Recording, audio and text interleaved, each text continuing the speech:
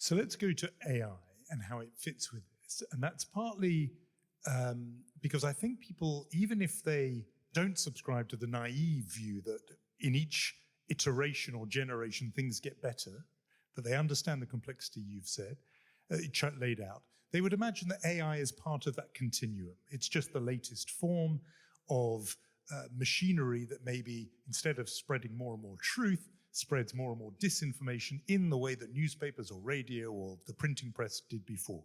You set out that actually it is categorically different. It's not part of a continuum with those earlier forms.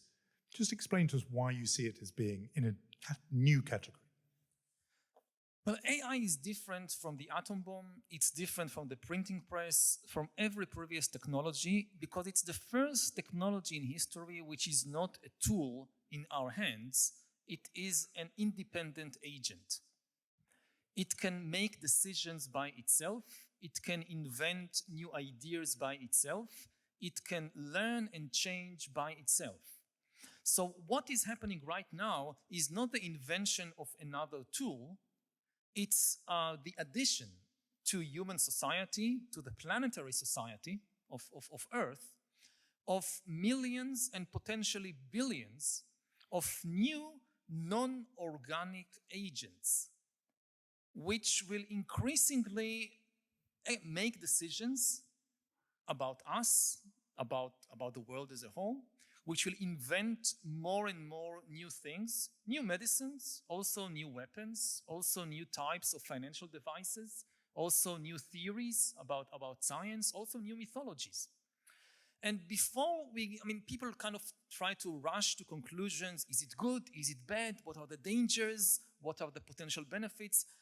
It's important to just slow down a little our thought process. Don't rush to judge it. Just try to understand what we are facing. We are facing something that we have never encountered before in history.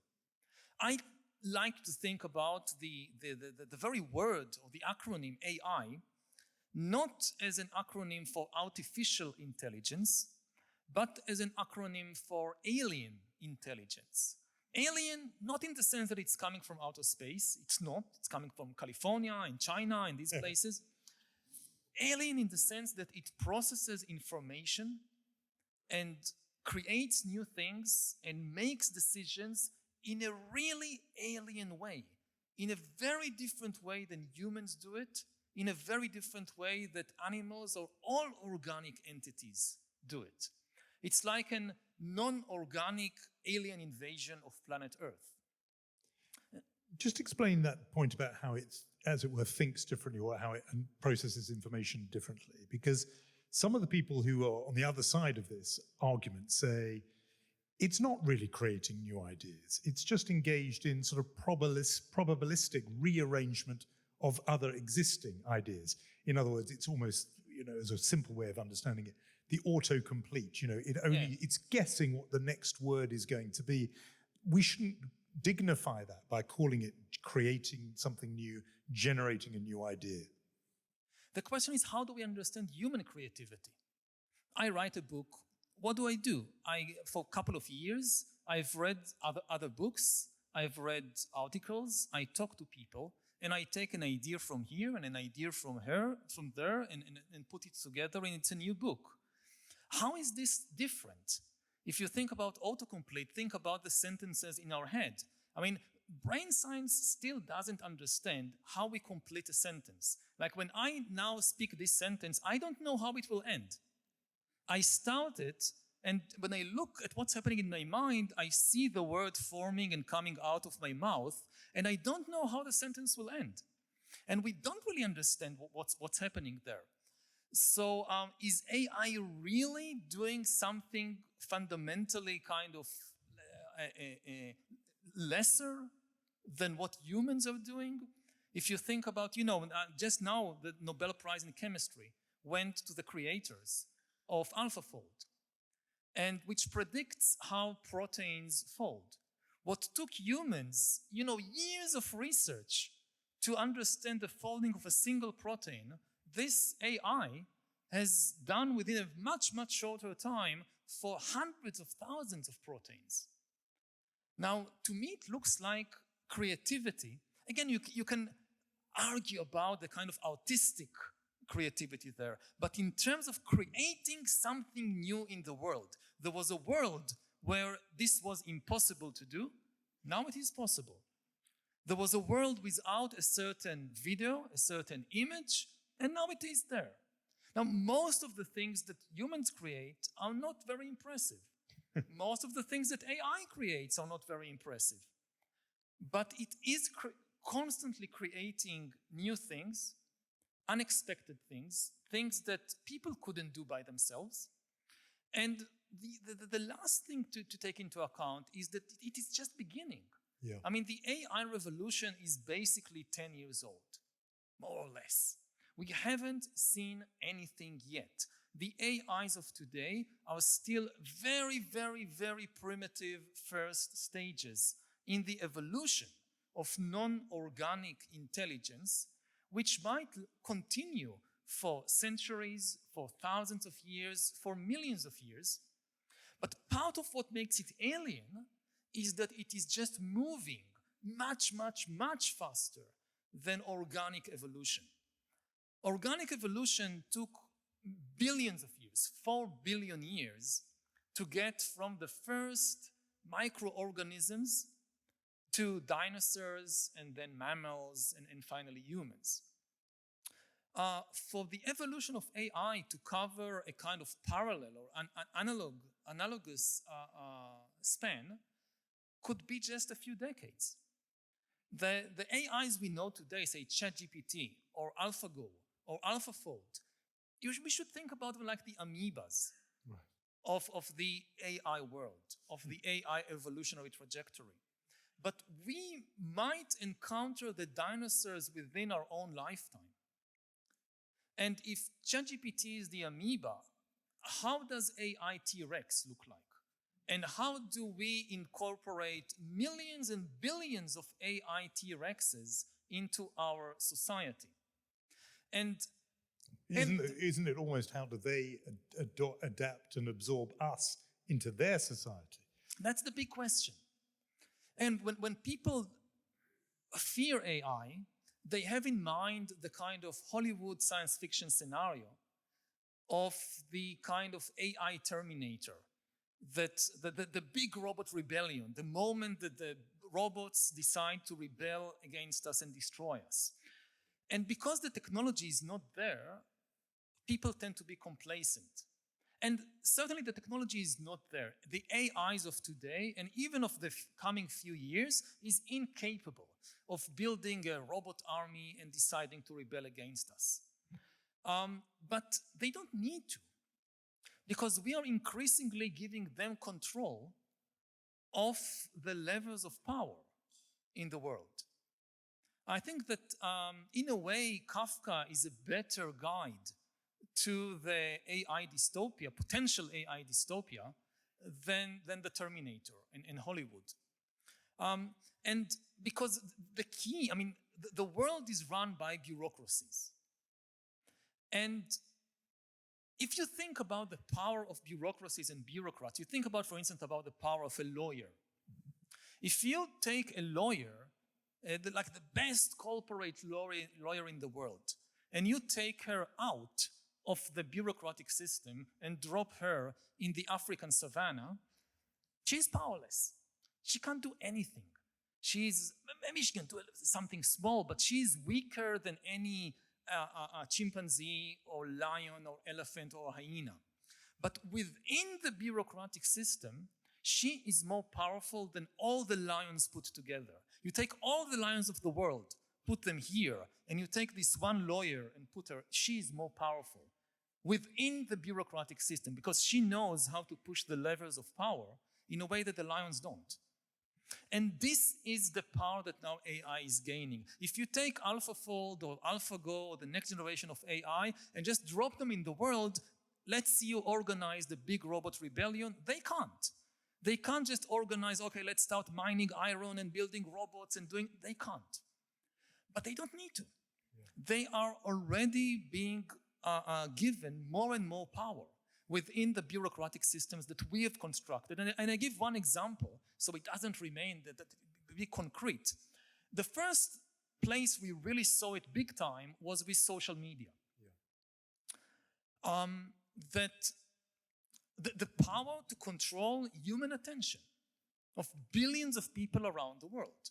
Such immense power, the power to control the news cycle.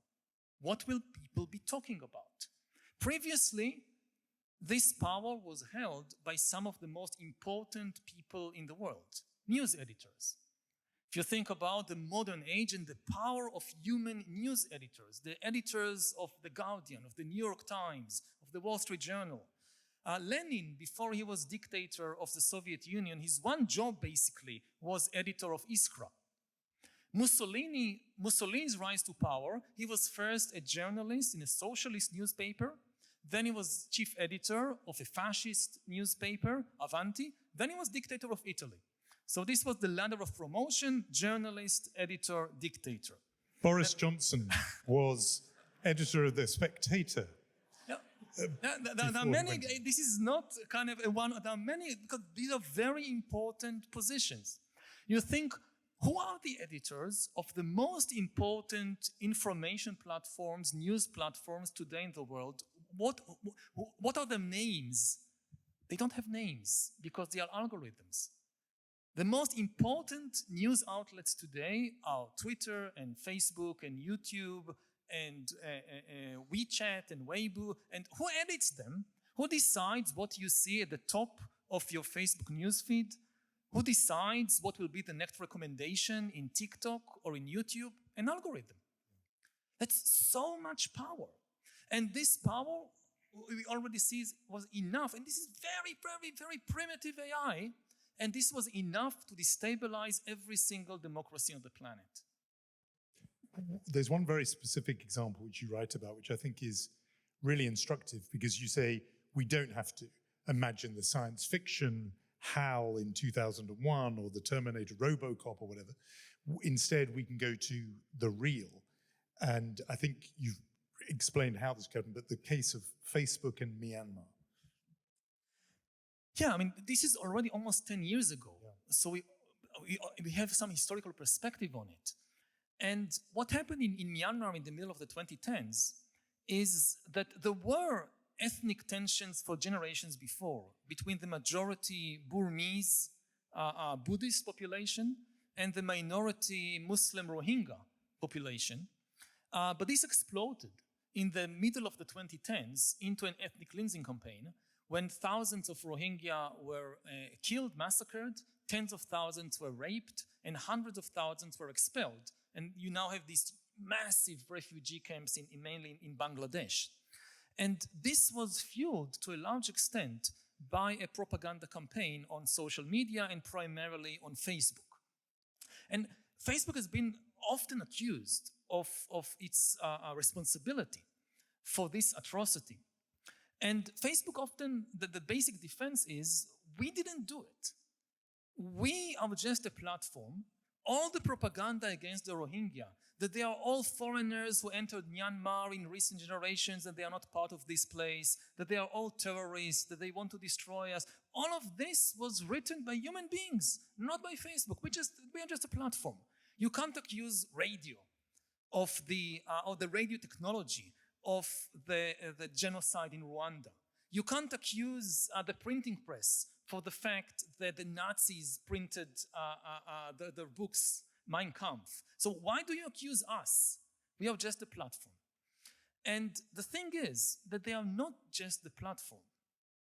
They are also the editors. They are also the curators. People in Myanmar in the middle of the 2010s produced enormous amounts of different kinds of content.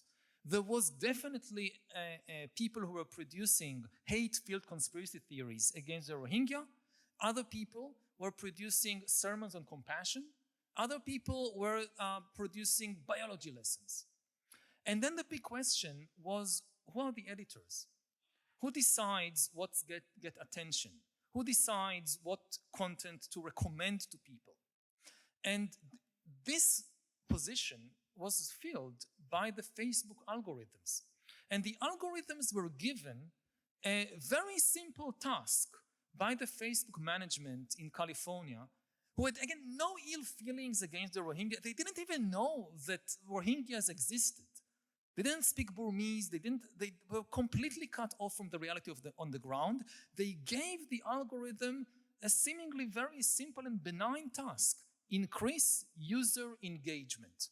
Engagement sounds good to be engaged, which in simple English means make people spend more time on the platform.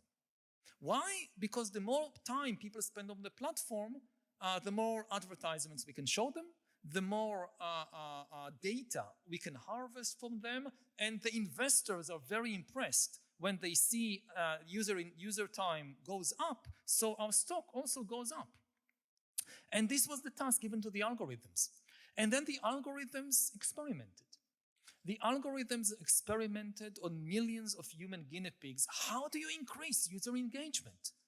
And they discovered that the easiest way to keep people glued to the screen is to press the hate button in the human brain, to press the greed button, to press the fear button. And this is what they did.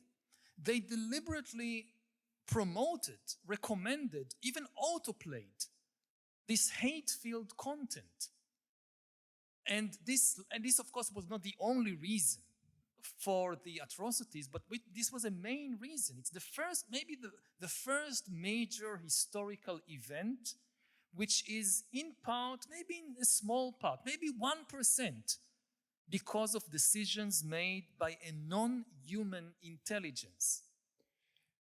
And that was even when the AI was at the pre-amoeba stage. I mean, this is then we were still in just RNA floating in the swamp kind of thing at that stage 10 years ago. But I want to just ask you about intention. As you explained, there was no editor of Facebook or executive at Facebook sitting in California saying, how can I turn the people of Myanmar against each other and cause a genocide? Absolutely not. The algorithm developed a kind of momentum of its own. In that case, I'm just thinking almost ethically where blame lies, where we think whether we need there to be intention to be scared of this thing, or whether the lack of intention is actually what makes it scary. And let me just give you one example. You imagine in the book the idea of AI engineering a new pandemic virus, or just that being a possibility. What's the scenario in which, I mean, that sounds terrifying. It's not the Terminator, but it's terrifying in a different way. Absent an intention to do that, how could that come about, and how might we stop that? The intention is provided by the humans. The intention, it could be a group of terrorists telling an AI, produce for us a new deadly virus to start a pandemic. It can be a state actor. It can be somebody who doesn't understand that it gives the AI a completely different mission. Again, like in Myanmar, that nobody in Facebook headquarters thought that if we instruct the AI to increase user engagement, this is somehow going to lead to an ethnic cleansing campaign. This was the scary thing, is this mismatch, the unintended consequences. And the thing is that ultimately it's true about humans as well. If you look at human motivation, and how does human motivation, that most humans, basically, we pursue pleasure, we try to avoid pain, we pursue pleasant feelings, we try to avoid painful feelings. And how does this lead to war and genocide and all the other terrible things? It's very difficult to see the connections there, which is also why it's difficult to anticipate and to prevent the harm. And maybe I'll talk in an even broader sense, because if you go to places like Silicon Valley and talk about these things, so they will basically tell you that every time a new major technology comes along, so people have all these scary scenarios in their heads, and usually they don't materialize and the world becomes a better place. And one of their favorite examples is the Industrial Revolution. That look, when people invented trains and cars and things like that, so you had all these doomsday scenarios that it will destroy our brains or destroy our society or whatever. And look, the world is much better as a result of the Industrial Revolution compared to the situation in 1800. But the thing is, that in history, it's often the problem is not with the destination, the problem is with the path, with the way there. If you just take two instances in human history, 1800, the year 2000, and you compare, then I think it's fair to say that for most humans on Earth, if you ignore the ecological disaster which we don't know still how to handle, if you ignore the ecological damage, you just look at the situation of humans everywhere, not just Britain or the US, also India and Indonesia and Brazil. You look at living conditions in 1800, you look at 2000, it's much better. I think child mortality is down, mortality of women in childbirth is down, less disease, less hunger, everything improved. But when you actually look at the history of the Industrial Revolution of the 19th and 20th century, you see it was a roller coaster. It was not a straight line. And the problem was not that the technology was evil. There was nothing evil about trains or about cars. The problem was that it changed the world dramatically, and people didn't know how to adapt to the change. People didn't know how to construct benign industrial societies because they never encountered this in history. They had no blueprint, no model. So they experimented. And some of the experiments were horrible. The first major experiment in how to build an industrial society was modern imperialism. Because many people thought in the 19th century that the only way to build an industrial society is to build an empire and have colonies. Why? Because in contrast to agrarian societies, industry requires raw materials and markets. If we don't control the sources of raw material and markets, and other countries could squeeze us out. So we must build an empire. And you see even the very small countries like Belgium, when they industrialize, they build an empire. We look back and we say this was a terrible idea. We know that, but they didn't. And hundreds of millions of people all over the world paid a terrible price because of that. Then you had Soviet communism, another great idea about how to build an industrial society. People thought that this is the way to do it. In the 1920s, 30s, 40s, a lot of people around the world, not just in the USSR and in Germany, they thought that the only viable industrial society would be a totalitarian society, because only a totalitarian system can harness and control and make the best of the immense new powers of industry. So the big debate was whether it would be fascist totalitarianism or communist totalitarianism, but it has to be totalitarianism. And again, we look back and we say, oh, this was a big mistake, but people just didn't know. And the big danger with AI is not, again, the Hollywoodian scenario, is something like a repeat of the Industrial Revolution that basically because of ignorance and the lack of models and the speed that this is developing, people will have some very bad ideas how to build an AI-based society, and maybe we'll have a new wave of imperialism and totalitarianism. Maybe we'll have even worse things.